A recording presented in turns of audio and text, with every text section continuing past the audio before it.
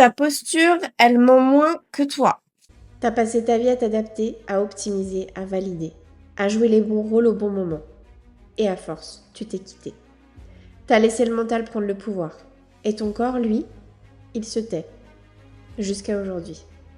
Il t'envoie des signaux clairs. Arrête de fonctionner, reviens dedans. Reviens habiter. Ce podcast, c'est pas du développement personnel, c'est pas une thérapie, c'est pas reconnecte-toi à ton féminin sacré. C'est un retour réel, le corps d'abord et le reste suivra. Ici, on parle d'incarnation, de vérité, de limites non négociables et d'autorité intérieure. La puissance qui se vit dans la chair. Moi, c'est Laura.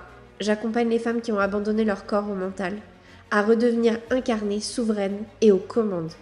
Je t'emmène là où tu reprends possession de ton corps, de ta voix et de ta vie. Bienvenue dans Indomptable, s'incarner pour ne plus jamais se quitter. Avant de plonger dans cet épisode aujourd'hui, qui est le 3e de la série sur l'argent, donc si tu n'as pas écouté les autres, je t'invite à écouter les 2 autres qui étaient là la semaine dernière et la semaine d'avant. Avant de plonger dans cet épisode, je vais t'inviter à faire quelque chose. Baisse tes épaules, desserre les dents, décolle ta langue de ton palais, ouvre ton torse, donc apporte tes épaules vers l'arrière, et lève le regard et donc le menton. Est-ce que tu sens la différence quand tu as fait ça par rapport à la posture que tu avais il y a 3 secondes?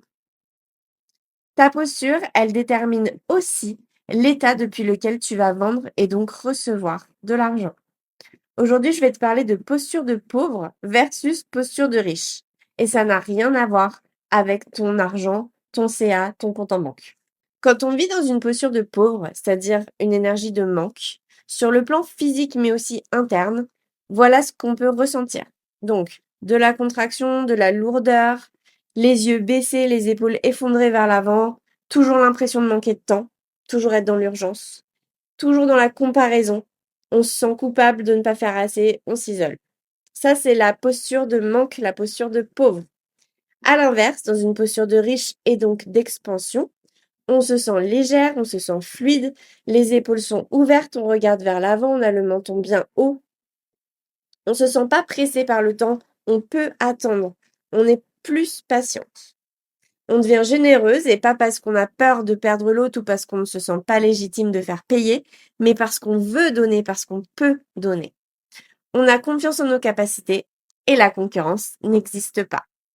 Donc la posture de pauvre et la posture de riche, ça n'a absolument rien à voir avec l'argent que tu possèdes, avec l'état de ton compte en banque ou de ton entreprise. Quelqu'un de riche peut vivre en état de manque et quelqu'un de modeste peut vivre en posture de riche. Ça n'a rien à voir avec ça. La posture du manque, c'est celle sur laquelle beaucoup d'entre nous se sont construites. C'est pas juste une question de posture physique ni de système nerveux, c'est vraiment une identité totale. Des comportements, des schémas de pensée, des connexions neuronales, des interactions sociales, la façon dont on se parle à nous-mêmes. Tout ça, ça a créé une identité de manque. Donc, c'est pas juste en régulant ton système nerveux que tu vas sortir de cette posture-là, puisque oui, tu vas faire un petit morceau du travail, mais il y a toute une identité à déconstruire et donc à reconstruire. Et ça, c'est un travail qui paraît énorme. Mais la vérité, et ça c'est ce que personne te dit, c'est que tout ça peut rentrer dans une seule équation. Sécurité versus insécurité. Ton corps, il ne connaît que ce langage. Est-ce que je suis en sécurité? Est-ce que je suis en insécurité? Si tu sécurises ton corps, tu vas forcément travailler sur cette identité de manque. Et le paradoxe là-dedans, c'est que on a l'impression que si on contrôle pas, tout va s'effondrer. Mais plus on contrôle, plus on serre, plus on contracte et plus on se fatigue et donc moins on voit les solutions. Et tout ça, ça revient à avoir confiance en soi. Donc, je sais qu'on t'a vendu la confiance en soi, c'est du mindset, on va travailler sur comment tu te parles, comment tu penses, comment, etc. Mais tes pensées, elles découlent de l'état dans lequel tu es. Donc, travailler tes pensées, si ton corps, il est quand même en insécurité, ça va rien changer concrètement dans le temps. Parce que la confiance, c'est pas une pensée positive. C'est ton corps qui sait qu'il peut te faire confiance. Et inversement, toi, tu sais que tu peux faire confiance à ton corps. Et soyons honnêtes, aujourd'hui, si tu écoutes cet épisode, c'est que tu n'as pas confiance en ton corps parce que peut-être qu'il t'envoie que des choses négatives, peut-être que tu as des symptômes, tu as des maladies chroniques, tu as des choses qui sont lourdes et difficiles et tu n'arrives pas à faire confiance à ton corps dans sa capacité à t'aider, à te protéger, à te guérir. Donc maintenant, ensemble, on va faire un petit exercice. Tu sais que j'adore ça, faire te faire faire des petits exercices dans mes podcasts.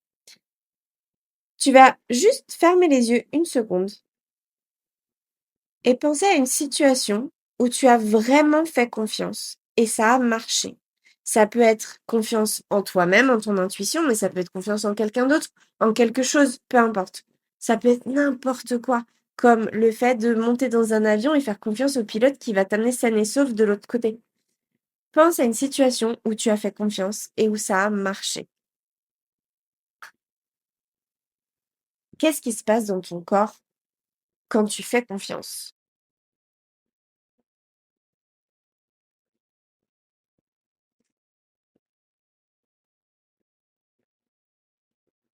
Cette sensation que tu viens de sentir là, que tu viens de trouver, c'est elle, la posture de riche. C'est pas un concept, c'est vraiment une mémoire dans ton corps que tu peux réactiver.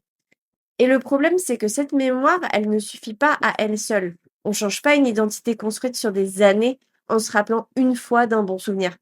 La posture de manque, c'est un schéma. Il revient par défaut dès que tu relâches la tension. Donc la posture de riche, elle s'entraîne encore et encore jusqu'à ce qu'elle devienne ton mode par défaut. Et tu pourras faire l'exercice 10 fois dans ton miroir. Ton corps y reviendra à son schéma dès que la pression remonte. Un client difficile, une facture en retard, un silence après une proposition. Ce qui fait tenir le changement, c'est d'avoir un espace où ce schéma, il est vu, il est nommé et il est retravaillé en direct. Pas juste théorisé toute seule dans ton coin. C'est exactement ce qu'on fait chaque semaine dans les cercles d'incarnation. C'est un rituel chaque semaine pour réentraîner ton corps à se tenir depuis la sécurité et pas depuis la survie. Toutes les infos en description.